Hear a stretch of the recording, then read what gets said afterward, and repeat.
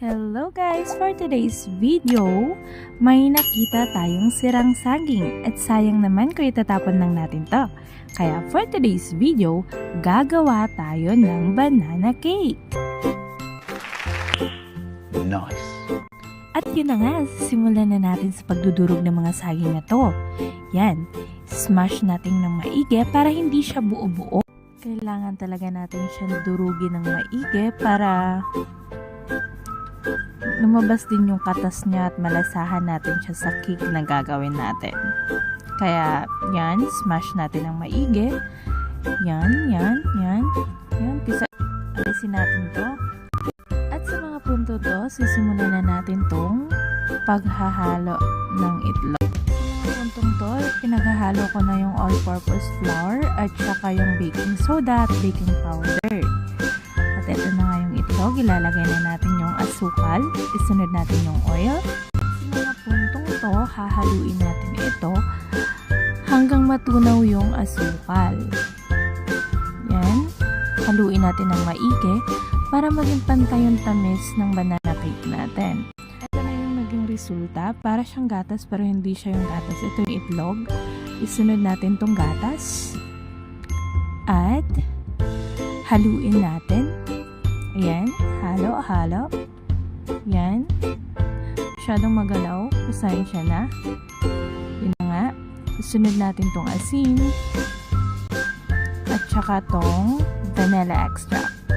Haluin. Yan. Haluin maigi. Kung ako masyadong magalaw, nakakahilo siya. Maski ako, nahihilo din. At ito na yung mga pinagsama-sama nating powders. Sasalain na natin siya. Yan. Salaing maigi para hindi siya mag-buo-buo. Yan. Salaing maigi. A few moments later. At ngayon, sa mga puntong to, hahaluin na natin lahat ng ingredients ng banana cake natin. Yan. Halo-halo. One eternity later. At sa mga puntong to, mukhang nahalo na nga natin ng maigi ang lahat ng mga ingredients ng banana cake natin. So, yan. Sa mga puntong to, ay papakita ko sa inyo yung naging resulta. At ang isusunod natin ay ang banana. Ito na naman yung hahaluin natin. At ito na nga, simulan na natin yung paghalo-halo. Para dapat mahalo talaga siya ng maigi para malasahan natin yung banana. Na kung sa Korean ay panana. What? Mga puntong to, lilipat na natin siya ng lagayan.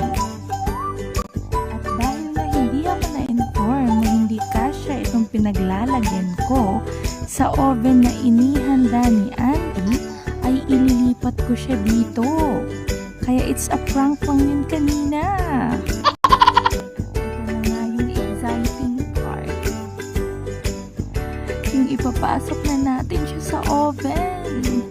Yan, slow mo pa more. Dahil na naipasok na natin siya sa oven, maghihintay lang tayo ng ilang minuto. Ayan, pa-cute muna yung lola nyong haggard. Ayan, for the silip na tayo. A few moments later. At finally, eto na nga yung banana cake natin. Medyo sunog lang siya, pero okay na rin sa first time na katulad ko. At hanggang dito na lang muna.